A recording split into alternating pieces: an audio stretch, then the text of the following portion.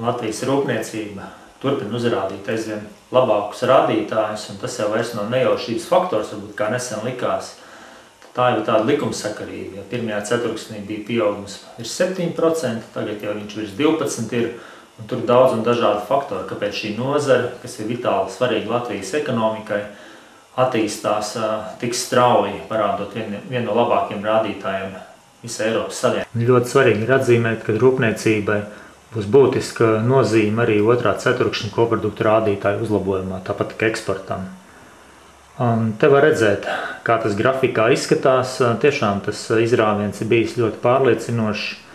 Ceļš uz nīkulīgā pagājušā gada un aizpagājušā gada fona. Principā pēdējie 3 gadi bijuši ārkārtīgi slikti rūpniecībai. Un tas skaidrs, ka tas ir eksporta nopelns. Eksports aug pa 30%, ir rūpniecība 11%. Un šeit ir atzīmējams fakts, ka ja iepriekš bija eksports kopējā īpatsvarā saražotās produkcijas ap 50%, tagad viņš tuvojas 60%. Jaunie pasūtījumi principā nāk pārsvarā no ārzemēm.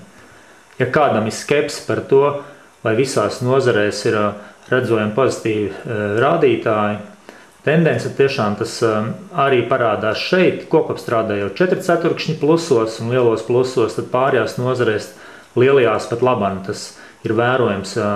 Pagājušā gadā beigās bija 4 nozares ar plusiem, pirmajā ceturksnī 8, un tagad jau ir 13 no lielajām nozarēm apstrādes rūpniecībā.